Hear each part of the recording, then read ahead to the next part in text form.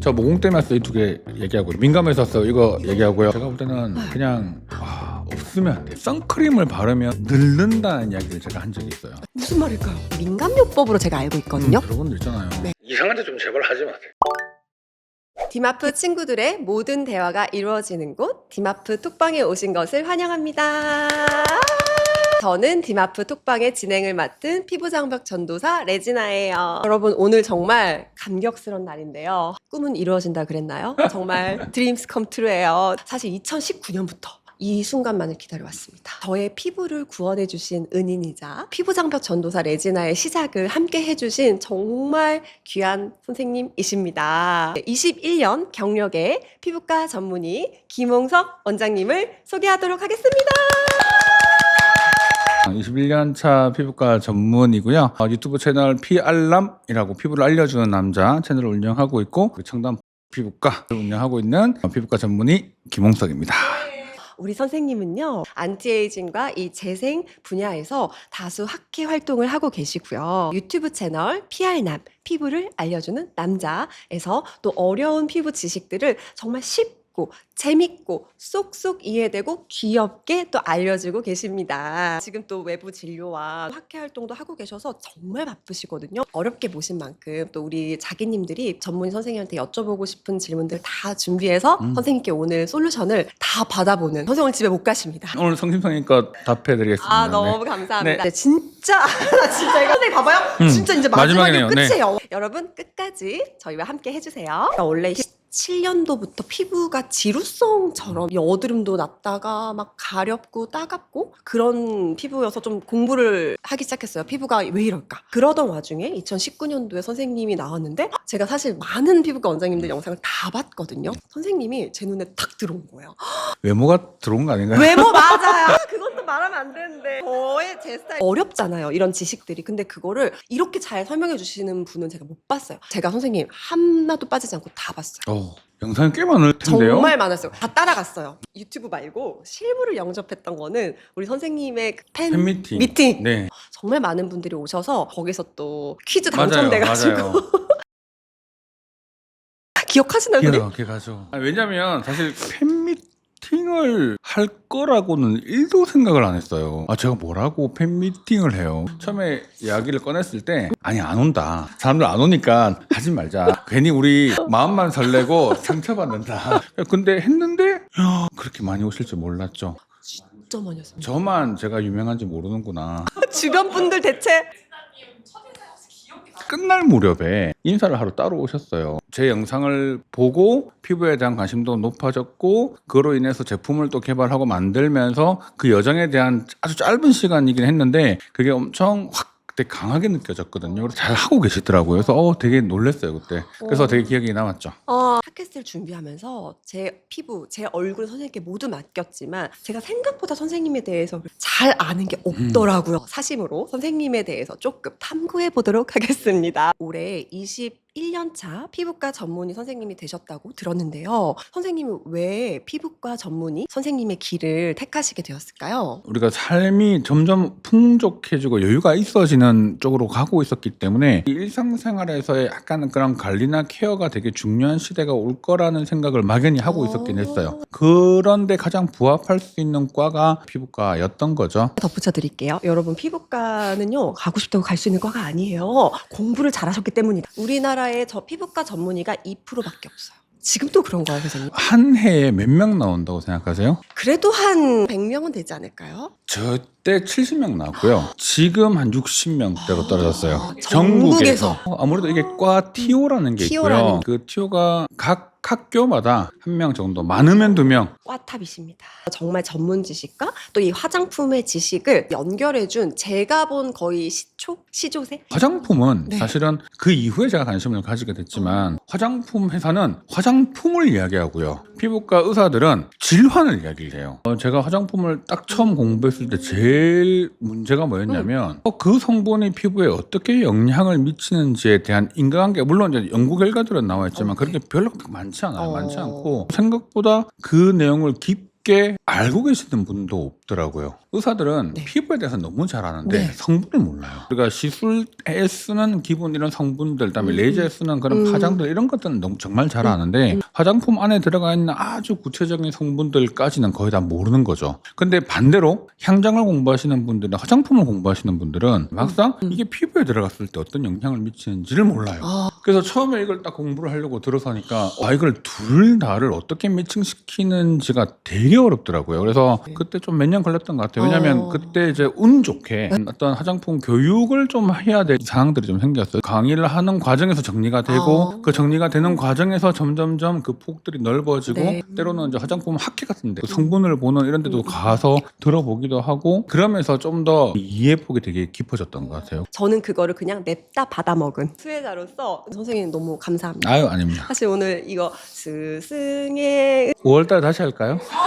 저희가 선생님 모시기 전에 한국, 미국, 일본에 이렇게 진짜 자기님들의 피부 고민을 다 모아봤어요. 궁금하네요. 그 중에서 가장 많은 고민을 5가지 주제로 저희가 한번 선정해 봤는데요. 첫 번째 질문은요. 이제 민감 피부에 대한 질문들이 정말 많았어요. 제가 우리 자기님의 사연을 한번 읽어볼게요. 피부가 갑자기 뒤집어졌다가 좀 괜찮았다가 또 뒤집어졌다가 이걸 반복하고 또 가려움, 따가움, 홍조, 화끈거림 같은 이런 증상을 지속적으로 호소하시는 분들이 정말 많더라고요. 왜 그런 걸까요? 이것도 치료가 가능할까요? 질문이 너무 넓어서 답을 하기가 참 어려운 상황인데 민감성 피부는 정말 어려운 이유가 뭐냐면 이게 원인도 다양하고 그다음에 그 증상도 다양하고 너무 다양하다 보니까 분류를 하기가 되게 어려워요. 어떤 증상들을 다 모아놓은 그 비슷한 덩어리들을 하나로 민감성 피부라고는 부르지만 하나의 증후군이라고 불러요. 방금 이렇게만 딱 질문을 들었을 때 제일 먼저 떠오르는 질환이 네. 주사라는 주사. 질환이에요. 로사세아. 그러니까 주사라는 질환이 좋아졌다가 나빠졌다가를 반복하고 가렵거나 붉어지거나 이것들이 계속 생기는 증상인데 가장 첫 번째는 피부 장벽의 문제이긴 하죠. 그 장벽만 해결한다고 해서 이런 민감성 피부가 해결되지는 않아요. 두 번째는 네. 피부에 있는 신경이 과하게 반응하는 현상들이 있어요. 신경이.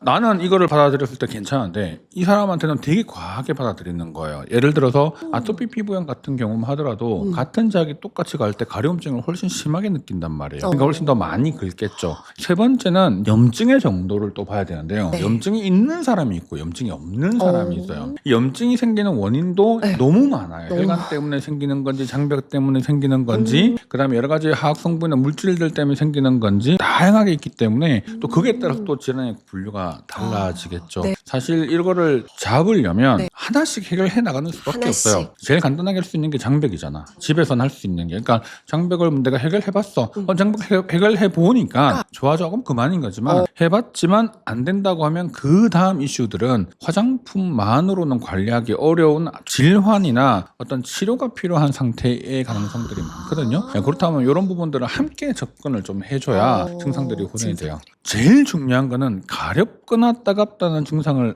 호소하는 사람들이에요. 화장품의 성분에 문제가 되는 경우라고 한다면 그 성분들을 피하면 되는 건데 문제는 화장품 안에 어떤 성분이 어떤 문제를 일으키는지를 내가 어떻게 하냐는 거죠. 그래서 그거를 찾는 과정들이 되게 어렵기 때문에 네. 사실은 그냥 그런 증상이 있는 제품은 피하는 게 맞고요. 그건 제품이 안 좋은 게 아니에요. 그냥 너 피부가 잘못된 거지 화장품이 잘못된 게 아니에요. 네. 맞잖아. 왜냐면 너 피부가 그 화장품 성분에 문제를 일으키는 거지 화장품이 잘못돼서 문제를 일으키는 건 아니거든요. 이게 약간 다른 관점이에요. 화장품 회사에서 일해보신 분들은 한 번씩 다 겪는 건데 너네 화장품 쓰고 문제가 생겼으니까 너네 화장품이 어쩌고 저쩌고 이렇게 얘기하지만 들어보면 반대 얘기가 더 많죠. 그거랑 상관없이 문제가 생기는 경우도 있어요. 그게 워낙 장벽이 약해져 있는 경우라고 하면 어떤 제품을 쓰더라도 비슷하게 똑같이 따갑거나 가려움증이 있는 사람들이 있거든요. 네. 그러면 이거는 제품의 문제라기보다 장벽을 회복시켜주고 제품 중에서도 그런 증상들이 없는 제품을 찾는 수밖에 없어요. 그게 가장 어려운 거죠. 이게 또 간단한 문제는 아닌 거거든요. 그래서 여러분 혹시 그 찾는 과정을 좀 단축하고 빠르게 찾고 싶다면 우리 선생님의 PR남 채널로 가셔서 거기 다 답이 나와 있어요. 선생님이 항상 말씀하시는 세콜지, 히알루론산, 판테놀 다 있으니까 그걸 보고 제품을 선택하시면 너무 좋겠습니다. PR남으로. 선생님 그 과한 신경 이거는 뭔가 레이저 치료 같은 걸로 되나요? 제일 많이 하는 방법 중에 하나가 보톡스예요. 네? 스킨 보톡스를 하는데 이 보톡스의 원리 중에 하나가 뭐냐면 원래 신호 전달 물질을 차단시켜 주는 거죠. 신경에서 근육으로 가는 물질을 차단시켜서 근육의 움직임을 못하게 만들어 주니까 주름이 펴지는 거죠. 그래서 근육이 작아지는 거죠. 그게 그 이론이거든요. 그런데 요거는 신경이 방금 근육에 대한 타겟인 거고요. 스킨 보톡스는 피부에 타겟을 두는 거예요. 피부에 있는 세포들도 어떤 신경에서 물질들이 분비가 됐을 때 반응을 할 거란 말이지. 염증을 막 일으키기도 하고 염증 세포를 불러일으키기도 할 거예요. 그러면 그런 신경에 대한 끝자락에서 나오는 물질들이 나오지 않게끔 막아주는 게 있다면 그럼 그 반응이 줄겠죠. 스킨 보톡스가 생각보다 다양한 물질들의 분비를 줄여주는 걸로 지금 이야기들이 조금씩 나오고 있기 때문에 결국은 스킨 보톡스를 해보면 신호 전달 물질들이 줄어들게 되고 안 좋은 물질들을 분비하게끔 하는 신호가 막 나오는 거를 차단만 시켜주면 염증 반응은 줄겠죠. 그러면 그 반응이 덜 하니까 신경에 대한 민감도, 과민도도 줄어들어요. 저는 그래서 되게 민감해진 분들 오면 첫 번째 치료가 스킨 보톡스는 되게 이 반응이에요. 왜 보톡스를 맞아요? 그게 뭐 100% 주는 건 아니고요. 그래도 20-30% 이상은 확실히 줄어요. 스킨 보톡스가 혈관을 또 수축시켜주는 효과가 또 있어서 그래서 붉어짐도 좀 줄어들기도 하고요. 모공도 좀 수축시켜주죠. 피지 분비도 줄여주죠. 그러니까 전체적으로 피부에 광도 나고 염증도 완화시켜주는 증상이 있으니까 약을 먹거나 치료를 하거나 화장품을 써도 잘 안 되는 분들이 이걸 딱 맞고 나면 한 2-3개월은 되게 편하게 가요. 지금 눈이 휘둥그레서 어떻게 받으러 가시겠는데요? 내일 예약하러. 홍조가 사실은 뭐 많은 이유가 있겠지만 제가 선생님께 얼핏 듣기로는 이 혈관이 많이 확장된 게 좀 오래 지속되면 얘가 늘어나니까 좀 그런 이유도 조금 그렇죠. 선천적인 것도 있을 수 있고요. 외부적인 것도 있을 수 있고요. 장벽이 약해져서 생길 수도 있고요. 일단 결과론적으로 혈관이 들어온 거죠. 표면에 혈관이 그렇게 많이 있으면 안 되는 것들이 들어와 있는 거고 그렇다면 방금 같은 스킨 보톡스 같은 걸 하면서 수축시켜줘서 좋아지게 해주면 될 수 있겠지만 물리적으로 남아있는 혈관도 문제예요. 혈관이 수축을 시켜서 작게끔 만들어서 반응을 덜하게 하면 되지만 얘들은 물리적으로 혈관은 남아있는 거잖아요. 근데 끝나고 나면 다시 또 반응을 하겠죠. 그러니까 이게 다시 되돌아오는 반응들이 문제가 생기게 되는데 스킨 보톡스를 했을 때 확 좋아지는 분들은 뭐 굳이 혈관 레이저라든지 다른 시술을 할 필요가 없죠. 이미 반응만으로도 컨트롤이 되니까. 근데 그 반응을 했음에도 불구하고 너무 많이 있다 보니까 그게 다 줄지 못하고 남아있는 경우라고 한다면 물리적으로 남아있는 이 혈관은 없애줘야죠. 어떻게 없애져요? 혈관 레이저를 하는 거죠. 근데 이 혈관 레이저도 혈관을 깬다는 거는 반응을 하는 거기 때문에 혈관이 깨지는 과정에서 피부가 뒤집어져요. 항상 문제가 생기거든요. 그래서 한 번에 이걸 욕심내서 시술하는 건 불가능하고요. 또 여러 번에 걸쳐서 계속 반복해서 시술하다 보면 이게 혈관들도 많이 줄어들죠. 너무 쏙쏙돼요. 여러분 좀 고민이 있으신 분들은 이거 참고해 보시면 너무 좋을 것 같아요. 주사 피부염이나 뭐 아토피, 또 지루성 같은 이런 피부염이 있을 때 이분들이 가장 힘들어하시는 게 선생님이 선크림 꼭 바르라고 하셨는데 선크림 바르면 더 뒤집어지는 것 같다. 이럴 때는 어떻게 해야 될까요? 사실 안 쓰는 게 맞아요. 이럴 때는 선크림을 써야 된다는 강박이 있는데요. 이게 뭐가 문제냐면 피부가 문제가 계속 반복해서 있는 사람은 이미 손상도가 되게 높죠. 자외선으로 인한 손상을 받는 것보다 자외선 차단제 들어가 있는 성분이 오히려 이 피부를 문제를 일으키게 만들 가능성이 더 높아요. 민감성 피부는 쉬게 해줘야 돼요. 우리는 다들 어떻게 해요? 이거 발라보고 저거 발라보고 더 발라보죠. 뭐 해보고 팩 해보고 다 빼야 돼요. 다 안 하셔야 돼요. 다 원래 그게 원칙이고요. 근데 일단은 선크림에 대한 얘기를 했으니까 그런 경우는 저는 선크림을 쓰지 마세요 라고 얘기를 하는 편이고 약을 먹던 해서 증상이 좋아지면 그때부터 선크림을 쓰더라도 사실 지금은 아니다 라고 하는 거고요. 굳이 그래도 나는 써야 되겠다 하시는 분들은 무기자차를 쓰셔야 돼요. 근데 이 무기자차도 양날의검이에요. 바를 때는 자극이 덜 되는데 지울 때 자극이 돼요. 민감성 피부가 너무 심한 분들한테 야외 노출을 너무 많이 해야 되는 상황이 생긴다고 하면 그 기간 동안 자외선 노출이 더 문제가 되니까 그때는 무기자차를 쓰는 게 맞긴 하지만 일단 지울 때 또 자극이 생길 수 있는 부분들을 반드시 염두에 두고 일단 사용을 하셔야 되는 거는 맞죠. 이 두 가지 문제를 다 생각해 보면 안 쓰는 게 훨씬 낫긴 하고요. 선크림을 바르면 늙는다는 이야기를 제가 한 적이 있어요. 선크림을 바르면 늙는다. 무슨 말일까요? 왜 그런 표현을 썼을까요, 제가? 이런 것 같다. 선크림 바르면 아싸 나 이제 발랐으니까 마음껏 놀아야지. 예? 정답이에요. 안 바르면 안 나가죠. 바르면 나가요. 근데 뭐가 문제냐면 우리가 바르는 양을 권장량만큼 바르는 사람 아무도 없어요. 저도 그렇게 안 발라요. SPF 30, 50은 그 권장량을 썼을 때 기준이에요. 근데 우리는 되게 4분의 1 이하로 발라요. 맞아요. 이만큼 바르죠. 그럼 기간은 4분의 1로 시간이 줄어요. 30짜리 바른다 쳐요. 권장량을 바르면 한 7시간 가요. 7시간. 그럼 보통 아침에 한 8시에 바르고 나가면 한 오후 한 3, 4시까지는 가겠죠? 근데 우리가 권장량의 4분의 1을 바른단 말이에요. 그럼 몇 시간 가요? 거의 뭐 한 2시간 가나요? 내가 8시에 바르면 10시에 끝나요. 그 점심에 밥 먹으러 나가죠. 나는 선크림을 발랐잖아. 나는 괜찮다고 생각했지만 이미 안 바른 거예요. 그러면 여러분들은 지금 선크림을 발랐다는 착각 속에서 그냥 안 바른 상태로 나간 거랑 다를 게 하나도 없는 거죠. 어머, 충격적이죠. 그러면 늘른 거지. 선생님 완전 티다. 그러면 선생님 이렇게 해야 되나? 아침에 일단 바르고 일 열심히 한 다음에 점심시간 밥 먹으러 나가기 전에 한 번 더 발라야 되는데 되죠. 문제는 메이크업을 하잖아요. 아, 메이크업 위에 발라야. 그렇죠. 메이크업 하니까 결국은 파운데이션을 쓰는 거예요. 파운데이션 안에 SPF가 들어가 있죠. 네. 그러면 단 15분, 20분이라도 버텨요. 15분. 그렇게라도 바르고 나가야 되는데 그것조차 하기 싫으면 실내에서 시켜 먹으세요.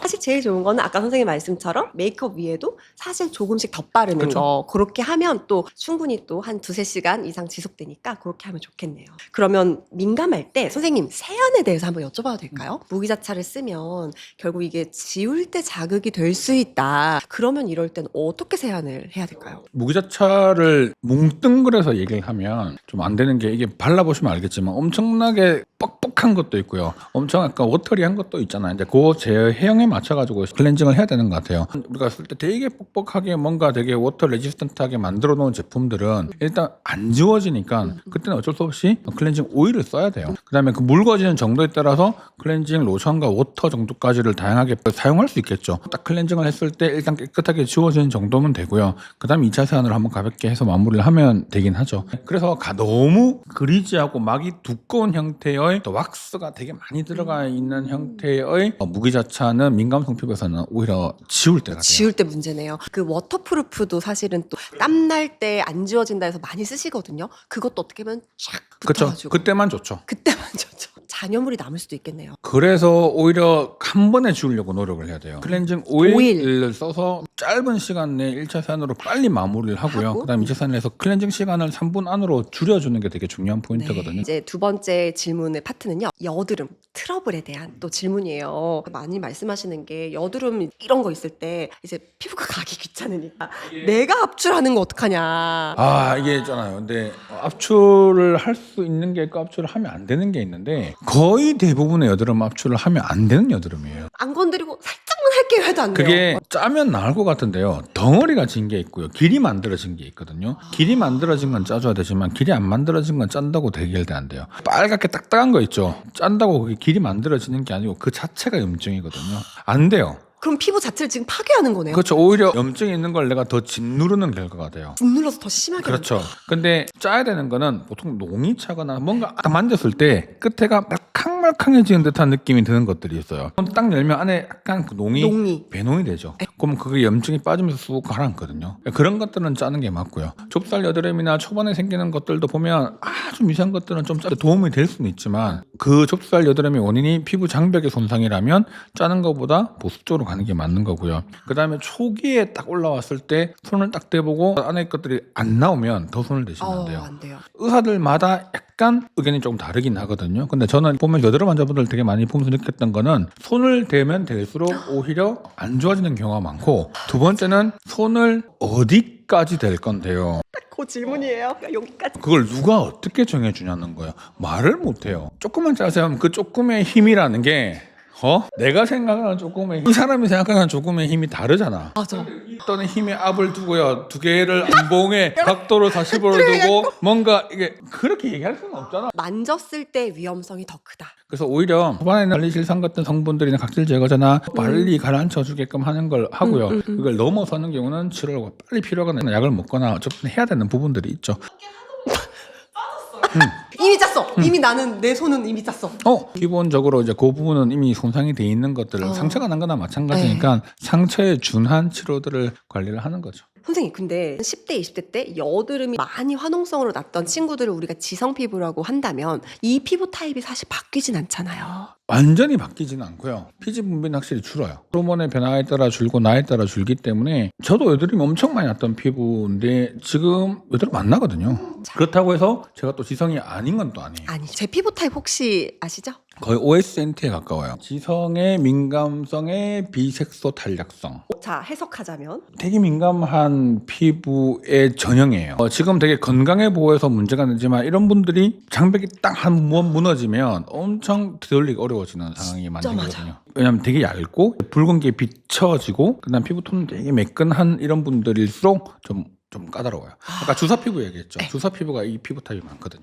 이런 경우는 장벽에 좀 더 포커싱을 두면 제일 좋긴 해요. 민감해지거나 되게 장벽이 무너지면 제일 쉬운 반응이 내 피부 안에 있는 피지를 밖으로 터트리면 돼요. 피지는 만들어져 있는 거예요. 그러면 이거는 내가 갑자기 건조해졌어. 환경이 너무 안 좋아. 내가 그러면 이 상황을 장벽을 이제 보호해야 하자고 지금부터 우리 한번 만들어 볼까라고 하기엔 너무 시간이 걸리잖아. 그럼 어떻게 하면 돼요? 있는 거 그냥 퉁 하고 터뜨려서 일단 막 한번 쳐주면 되잖아요. 그래서 되게 건조하거나 문제가 있는 사람들이 피부 트러블 중에서 좁쌀 여드름처럼 확 올라오는 경우들이 많죠. 피부에 대한 건조하니까 그 순간 피지 분비가 확 느는 거예요. 근데 그 길은 이미 작게끔 형성되는데 뒤에 밀리는 거예요. 그럼 밖에서 보면 안쪽에서 밀려서 못 올라오는 것들이 파닥파닥 박혀있는 듯한 느낌으로 오게 되죠. 그게 밀려오는 느낌이 좁쌀 여드름이에요. 그럼 이 좁쌀 여드름이 생겼으면 거의 대부분 장벽 손상이 있다는 뜻이네. 이미. 근데 사람들은 좁쌀 여드름이 생겨 있으니까 이거 짜야지. 이걸 어떻게든 더 빡빡해서 막 하려고 하죠. 맞아요. 지금 더 나쁘게 만드는 거죠. 일단 이 순간은 보호에 더 집중을 해야 되고 피지 분비가 안 나오게 만들어주는 환경을 만들어야 돼요. 그래서 오히려 조금 힘들더라도 그 순간은 조금 넘어가야 되고요. 보습을 좀 더 집중하면 그 나오는 피지 양이 줄어들죠. 그래서 깔아놓는 거예요. 호르몬, 음식, 장벽 전부 다 고려를 해야 되기 때문에 사실은 어떤 특정한 것만으로 잡기는 힘들죠. 그래서 너무 복잡하니까 간단하게 치료하려고 하는 건 있어요. 마지막 단계 그냥 염증을 확 잡아주는 방법을. 그래서 우리 여드름 약 먹는 거 있죠. 약 먹으면 일단 원인이 뭐든 피지 마지막 단계까지 확 잡아줘 버리니까 실제로 그 부분에 여드름이 안 나오게 만들어 주는 거죠. 약을 안 먹고 하시는 분들은 이제 이걸 다 잡아야 되는데 이게 그동안 여드름은 계속 올라오고요. 내가 어떤 걸 컨트롤 한다 하더라도 잘 안 되는 경우도 많고요. 그럼 계속 이게 반복되고 문제가 되니까 쉬운 문제는 아닌 거죠.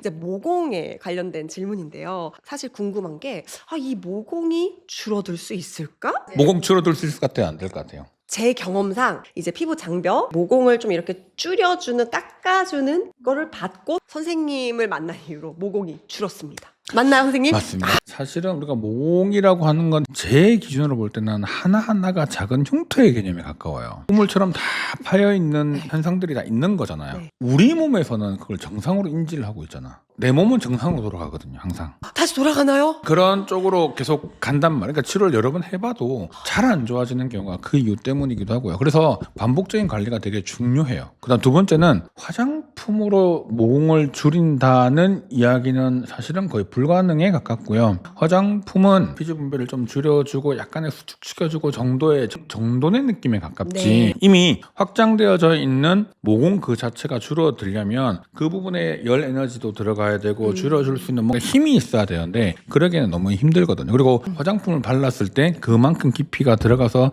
유효 성분이 간에까지 들어가서 잡아준다는 건 거의 불가능해요. 레이저나 고주파나 이런 시술들이 반드시 필요한데 이게 피부에 힘이 약하거나 안쪽에 안 좋아져 있는 분들은 줄어는 줄더라도 채워주는 무언가가 필요하거든요. 요즘 제일 많이 쓰는 것 중에 하나가 ECM 스킨 부스터라고 하는 걸 많이 써요. 진피에 있는 성분 중에 세포만 딱 빼고 진피에 있는 모든 구성성분들이 그대로 있는 거예요. 나이가 들면서 그 피부에 있는 구성성분들이 깨지기도 하고 없어지기도 하겠죠. 그걸 다시 채워주는 개념이에요. 그래서 밀도를 높여줘요. 밀도가 높여지니까 안쪽에서 밀려주는 힘이 좋아져서요. 일단 이 모공이 되게 줄어드는 효과가 커요. 근데 이 애들도 막 천년만년 가는 건 아니잖아.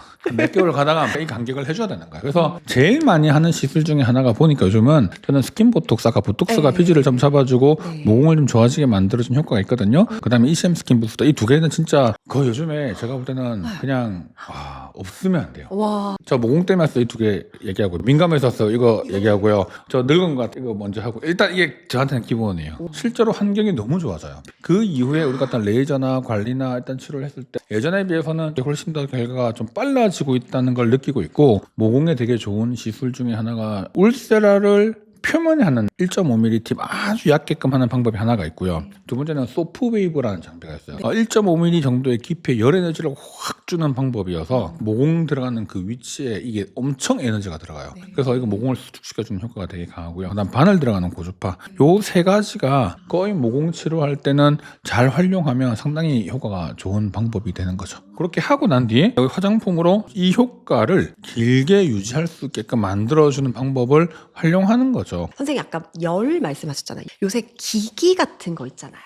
요거로 그러면 어떻게 모공을 줄일 수 있을까요? 어떤 시술을 하거나 결과를 보려면요, 역치값을 넘어가야 돼요. 홈 디바이스는 이걸 넘기기가 어려워요. 그렇죠. 위험하잖아요. 그때 문제가 생기니까. 더 쉽게 얘기하면 요리할 때 센 불에 요리하냐, 요리를 하고 난 뒤에 안 식게끔 하기 위해서 촛불 이렇게 두고 있느냐, 아, 네. 이게 홈 디바이스고요. 병원에서 하는 정도의 열은 조금만 잘못 컨트롤하면 화상을 입을 정도의 열이 들어가요. 그 이후에 집에 가서 홈케어에 대한 부분들은 그 아래에 있는 영역이잖아요. 네. 그래서 내가 그냥 관리를 해주면 그 일정하게 온도를 유지시켜주는 거니까 이 효과를 지속시켜주는 효과는 있지만 촛불로 요리하세요 되면 안 되는 거지.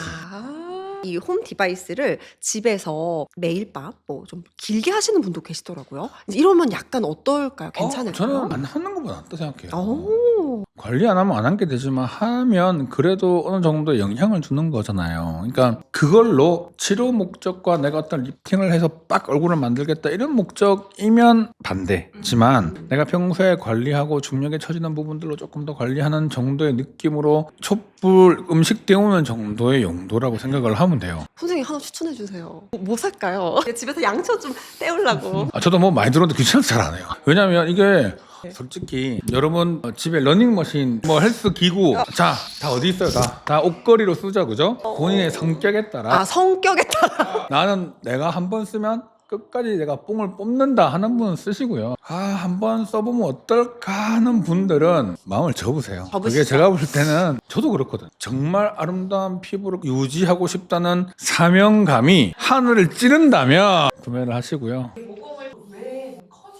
피지 분비가 늘면은 모공의 길이 열리는 거잖아요. 그러니까 이 모공이 열리는 길 중에 하나가 스트레스도 하나의 영향을 주고요, 수면도 영향을 주고요, 자외선 영향을 주고요, 장벽도 영향을 주고요. 그러니까 다 영향을 줘요. 그리고 음식도 영향을 주거든요. 고당 고지방의 음식들이 피지 분비를 또 영향을 주는 걸로 돼 있어서 실제로 그렇게 하면 또 당연히 늘겠죠.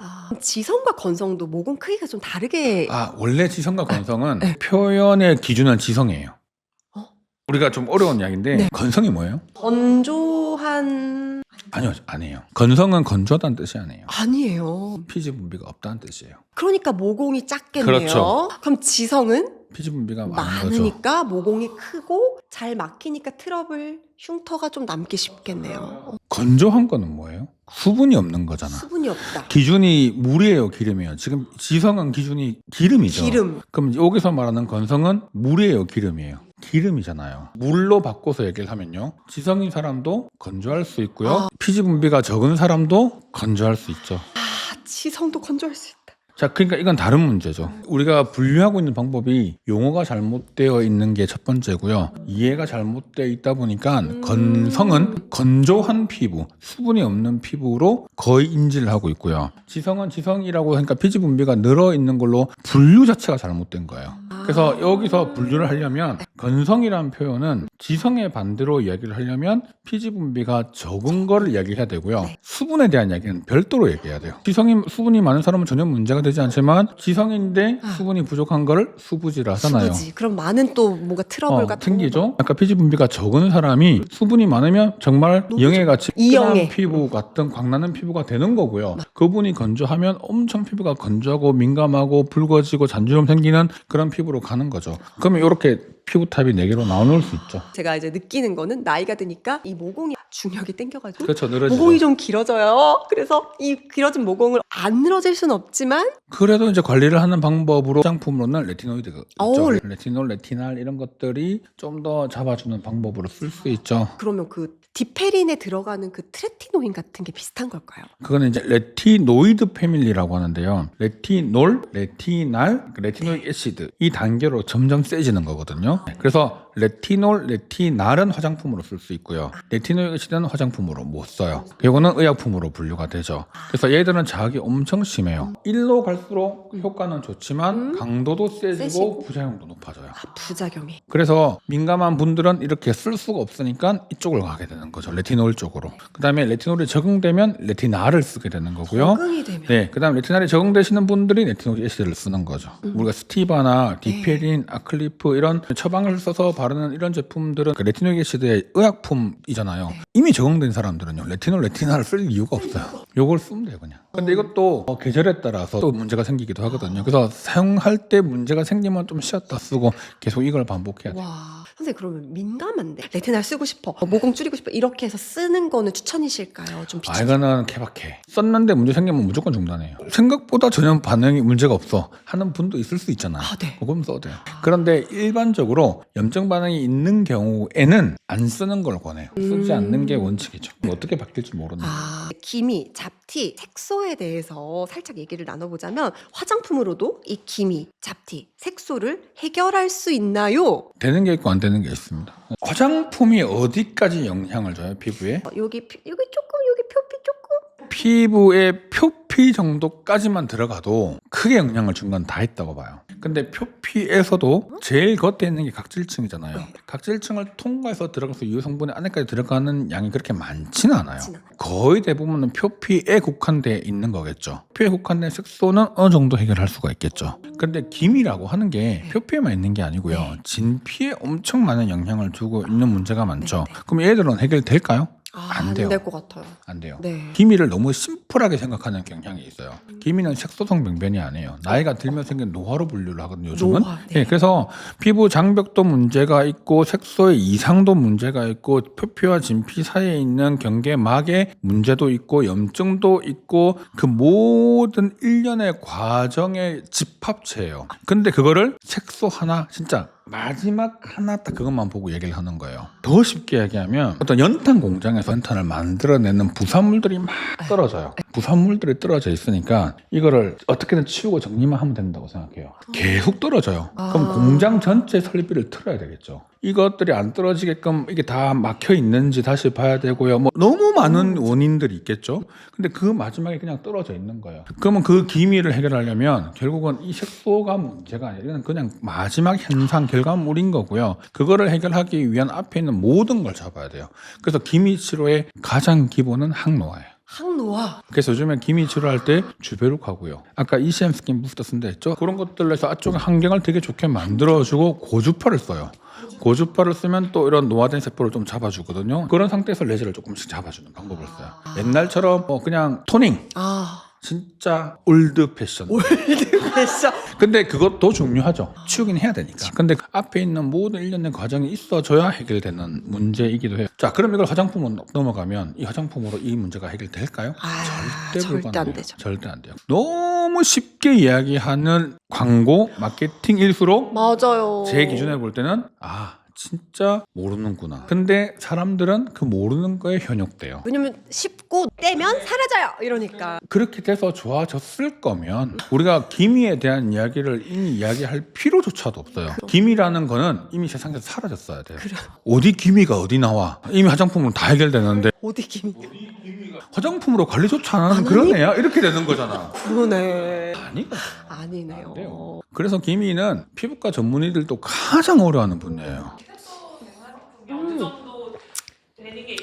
안 되는 게. 내가 너무 이제 깊게 얘기하면서 빠뜨렸네요. 네. 색소성 병변, 흔히 말하는 우리가 기미를 제외한 점, 흑자, 검버섯 이런 등등등이 있죠. 얘네들은 멜라닌의 문제가 아니에요. 세포의 문제예요.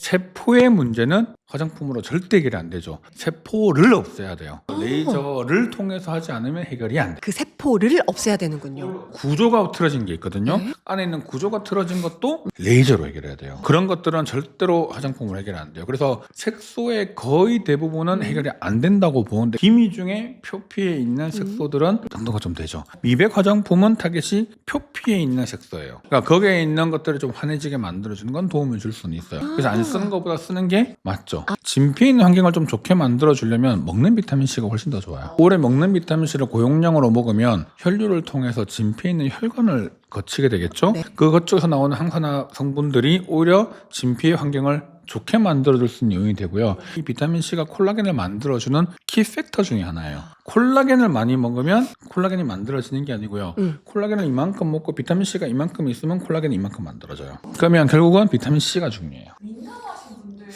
이거 써도 되냐 이런 질문 진짜 많이 해요. 아, 미백, 색소. 비타민C 같은 계열들의 항산화 성분들은 자극이 되는데요. 나이시나마이드 같은 성분은 자극이 별로 없기 때문에 괜찮아요. 근데 기능성 화장품 자체가 요즘에 옛날하고 좀 달라져서 효능에 너무 포커싱을 두려고 하는 경향이 있거든요. 그러다 보니까 고농도 이런 제품들을 아무래도 만들게 돼요. 네. 그러면 민감한 분들한테는 문제가 되죠. 너무 고농도의 제품보다 저농도라 하더라도 꾸준하게 관리하는 게 중요하죠. 화장품은 꾸준한 거. 꾸준한 게. 네. 아, 너무 좋습니다. 아, 본인 고민을 해결하고 있어요. 피부 고민별 시술 추천인데요. 한번 쭉 정리를 해볼게요. 피부가 건조하거나 민감한 경우를 해결하는 목적이 있고요. 콜라겐을 좀 만들어서 노화를 조금 천천히 진행되게끔 만들어주는 부스터들이 있어요. 네. 콜라겐 바이오스티뮬레이터라는 이름으로 좀 불리긴 하는데 주베룩 같은 게 요게 들어가요. 가장 핫했던 리쥬란 같은 거. 리쥬란은 처음 꽤 가까워요. 콜라겐을 막 만들어준다거나 이런 개념은 절대 안 해요. 단순하게 그때 그 상황을 좀 해결해주는 목적이 더 강하거든요. 그래서 내가 피부가 너무 건조하다라고 하면 히알루론산 계열의 스킨 부스터를 많이 해요. 대표적인 것 중에 하나가 요즘에 힐로라고 하는 스킨 부스터가 있고요. 네. 이제 썼을 때 보습에 되게 도움을 주는, 그다음에 리바이브라고 하는 스킨 부스터는 약간의 볼륨도 형성돼요. 그래서 너무 볼살이 없는데 건조한 사람들이 살짝 볼륨 원할 때 그게 되게 좋아요. 그다음에 피부가 되게 민감할 때 쓰는 것 중에 하나가 리쥬란이에요. 리쥬란은 그 안에 DNA 성분들이 들어가 있어서 실제로 피부의 재생과 회복에 되게 도움 주거든요. 한 단계 업그레이드된 게 리쥬란 HB라고 하는 게 있는데 얘는 보습까지 돼요. 민감한데 보습까지 신경 쓰는 분들은 따로따로 할 필요 없이 리쥬란 HB를 권하는 거죠. 아까 ECM 스킨 부스터 얘기했죠. 네. 스킨 부스터 개념 중에서 항노화 목적의 스킨 부스터이기도 하고요. 건조할 때도 쓸 수 있고요. 모공일 때도 쓸 수 있고 피부의 상태를 건강하게 만들어주는 스킨 부스터의 개념이에요. 그렇게 좀 접근을 하시면 될 것 같고요. 그 다음에 콜라겐을 이제 만들어라고 하는 신호로 보내는 거는 우리 몸에 있는 성분과는 조금 다른 합성 성분들이에요. 얘들이 들어가면 콜라겐도 만들고 뭘 만들라는 신호를 막 보내서 이제 점점 우리 몸에서 그 신호를 증가시켜주는 방법이니까 얘네들은 원료의 느낌에 가깝다면 신호를 전달해주는 물질이죠. 대표적인 게 주베룩 볼륨, 스컬트라, 레디어스 이런 계열들이 전부 다 이런 개념에 들어가요. 이런 애들은 입자의 크기에 따라서 볼륨을 만들 수도 있고요. 표면에 썼을 때 피부 결질을 좋아지게 만들 수 있어요. 그래서 층에 어떻게 다르게 사용하는지 깊이에 따라서 결과물들이 다르게 나오는 거죠. 예를 들어서 나는 볼살이 별로 없는데 리프팅을 좀 하고 싶어요. 볼살이 별로 없으니까 볼륨이 필요한 스킨 부스터가 필요하겠죠. 그럼 아까 주베룩 볼륨, 레디어스 스컬트라 같은 것들이 안쪽에서 들어가서 반복을 해주면 점점 콜라겐이 만들어지면서 좀 채워지겠죠. 근데 리프팅을 원할 때는 시술이 필요하잖아요. 그때 뭐 울세라 같은 시술들이 거기에 붙는 거예요. 붙는 거죠. 점점 피부가 되게 탄력이 떨어지고 늘어지는 느낌이 좀 있어요. 그래서 이런 부분들을 좀 해결해 줬으면 좋겠어요 할 때는 피부 표면에 아까 항노화 목적으로 해결할 수 있는 게 대표적인 게 주베룩 스킨, ECM 스킨 부스터가 이런 것들이 피부 표면에 들어가겠죠. 그리고 표면 탄력을 주는 대표적인 것 중에 하나가 써마지가 들어가고요. 이런 표면용으로 어느 정도 해결이 되겠죠. 이 문제가 모두 다 있는 분도 계세요. 저 아닌가. 이런 분들은 깊은 층용 시술과 피부 표면용 시술은 동시에도 들어갈 수 있어요. 그래서 한 번에 다 가능하죠. 네. 시간이 걸리긴 하지만. 그러면 이제 진짜 선생님 봐봐요. 진짜 마지막이네요. 그러면 선생님 요즘에 마스크팩 중에서 1시간 이상 예를 들면 밤새 붙이는 마스크팩이 사실 너무 유행인데요. 이거는 어떻게 선생님 해야 될까요? 저는 사실은 조금 애매한 부분이 없지 않아 있는 것 같아요. 주무실 때 가만히 계세요? 이렇게 그러면 그거는 괜찮아요? 정말 가만히 얼굴 그대로 푹 주무신다고 생각하면 괜찮을 수 있어요. 그중 요즘에 젤라틴 성분으로 되어져 있는 팩들은 효과가 되게 오랫동안 지속이 되니까 나이트 오버나이트 해도 상관이 없거든요. 그 얼굴에 붙여진 상태로 그 자리에 있을 확률로 있는 사람이 과연 몇이 될까요? 굳이 그렇게 할 필요가 없지 않나. 그거 말고 그냥 시트는 마르잖아요. 할수록 더 건조하고 그렇죠. 하면 안 돼요. 그 시트들은 반드시 15분 이상 지나고 나면 거는 떼시는 게 맞고요. 기본적인 마스크팩들은 젖어 있잖아요. 젖어 있어요. 콜라겐 팩들은 젖어 있지는 않고 탱글탱글. 그렇죠. 탱글탱글한 것들은 젖어 있는 건 아니니까 얘들은 오래 둬도 상관이 없어요. 근데 젖어 있는 건 오래 두면 발에 물 푹 담가놓고 오래 담그는 거랑 똑같아요. 그러면 그 불죠. 그래, 그 똑같아요. 장벽이 더 약해져. 더 약해져. 그래서 그거는 오래 다 안 좋은 거라서 너무 길게 하는 건 오래 좋지 않죠. 그리고 또 이거 요즘에 율무로 쥐젖을 없애는 민감요법으로 제가 알고 있거든요. 어떻게 할까요? 여러분들 있잖아요. 네. 이상한 짓 좀 제발 하지 마세요. 제가 유튜브에서 제일 없어져야 되는 제목 중에 하나, 이거는 금기해야 된다 생각하는 건데, 병원 안 가고 해결하는 법. 이거 하나면 모든 거 해결된다. 이런 거는 진짜 좀 안 했으면 좋겠어요. 그런 게 있으면 그러니까 교과서에 나왔겠죠. 나왔겠죠. 율무를로 쥐젖을 없애라. 그러면 안 하고 남아있는 네가 관리를 못한 거잖아. 이것도 마찬가지잖아. 이런 지젖은 양성 종양이에요. 진짜요? 조직 검사를 보면 하나의 덩어리예요. 묶어서 제가 한다. 그래 방법이긴 해요. 그 노력이면 병원을 가세요 그냥. 아니 그 괴로운 거를 해놓고 며칠 붙여놓고 어떻게 치료하나요, 레저- 선생님? 톡 예, 하나요? 금방 끝나요. 10초면 끝날 일을. 이쁘게 그럼요. 흉터나 이런 거 그럼요. 없이. 그 눈가에 선생님 비립종 없앨 수도 있나요, 집에서? 아니요. 비립종도 일종의 양성 종양 덩어리인데요. 조직 검사하면 되게 경계가 명확한 하얀색 덩어리가 말려 들어와 있는 현상인데 생각보다 깊어요. 이게. 진짜요? 네, 바늘로 따도 그 깊이를 못 들어가는 경우들이 많고요. 우리가 빙산하고 생각하면 돼요. 빙산은 뭐 위에서 보면 이만큼 이만큼 보이지만 밑에. 안에가 이만큼 있죠. 아. 그래서 앉고 팍 빼야 되는데 눈 주변에 흉이 잘 생기는 부분이니까 이것도 레저로 금방 빼요. 눈 주변에 흉이나 얼룩지면 이거 되게 해결하기 진짜 좀 어렵죠. 그리고 그 비용이 더 들어요 나중에. 그러니까 빠르게 끝내는 게 제일 좋긴 합니다. 그러면 이제 디마프 팀 질문. 결혼을 할 때. 네. 하나의 시술과 딱 하나. 예신. 너무 어려운데 지금 영상을 보시는 분들은 지금 얼굴을 못 보고 계시니까 저는 오히려 리프팅 쪽으로 약간 하는 것도 나쁘지 않아요. 왜냐하면 우리가 결이나 표면 쪽은 메이크업으로 가려지잖아요. 근데 라인은 안 가려지거든요. 오히려 리프팅 울트라 같은 시술도 도움되고요. 그리고 드레스가 좀 많이 파여 있으면 승모 쪽 맞는 제가 거 필요하고요. 맨날 이거 하라 그랬잖아요, 평소에. 옷을 또 입었더니 팔이 너무 늘어져 보이거나 하면 조금 맞는 것도 방법이고요. 가리면 되니까. 네. 근데 목은 못 가리잖아. 그러니까 그렇지. 목은 또 해야 될 필요가 있겠죠. 막 적고 계시네요. 뭐 색소가 있든 여드름이 있든 모공이 이런 것들은 다 가려져요. 그 사실 좀 이건 제 사심인데 안티에이징이라고 하면 가장 중요한 것들이 많을 것 같아요. 뭐 수면, 식사, 유전도 있을 것 같고. 근데 선생님이 딱 하나 뽑자고 하신다면 그냥 피부냐 건강이냐에 따라 좀 다르긴 한데요. 피부로서는 자외선 차단제죠. 무조건 아우. 기본적으로 자외선 차단제가 피부로서는 첫 번째고요. 건강으로 볼 때는 식단인 것 같아요. 내 몸 안으로 들어오는 거. 유일하게 음식 말고는 없죠.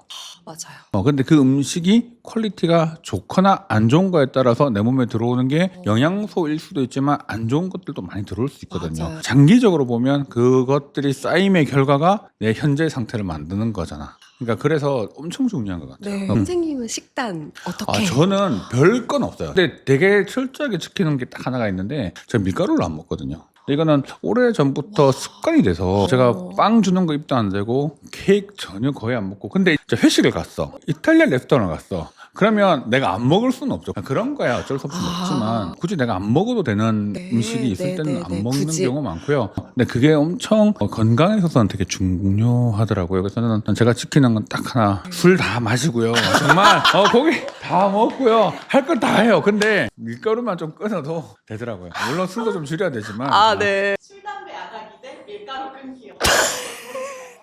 술, 담배 안 하는 게 맞죠. 근데 술, 담배를 안 한다면 밀가루를 끊는 것도 맞아요. 이미 내가 술, 담배를 안 하고 있는 사람이라면 밀가루를 끊어보면 더 좋아지겠죠. 더 좋아지겠지. 그렇게 끊기 싫어서 질문을 그렇게까지 또 만들어 가면서 나를 정당화하고 싶은 거잖아. 먹고 싶은 거지. 근데 밀가루 진짜 한 3개월만 끊어보면요. 엄청 피부도 달라지고요. 살도 엄청 빠지고요. 진짜. 여러분, 우리 한번 챌린지. 밀가루 끊기 챌린지 우리 피디님들이 한번 빵가게 사장님들 조심하셔야 선생님 오늘 어떠셨어요? 그래도 짧은 시간은 아니었네요. 벌써 2시간 했다던데 저 인터뷰 2시간 해본 적이 별로 없거든요. 거의 한 30-40분에 다 끝내는데 선생님 뽕을 뽑기 위해서. 네, 저 되게 즐거웠습니다. 왜냐하면 이런 질문도 좀 신선했고요. 정말 현장에서 너무 궁금해하는 질문들이 느껴져서 체감할 수 있어서 좋았습니다. 너무 감사합니다. 선생님, 앞으로 자주 만나요. 기회 될 때 또 참석하도록 하겠습니다. 여러분, 오늘 진짜 정말 저희 너무 좋은 시간이었고요. 여러분께도 정말 좋은 시간 되기를 바라면서 저희는 다음에 재밌는 주제와 게스트분과 함께 또 다시 오도록 하겠습니다. 그럼 우리 자기님들 안녕!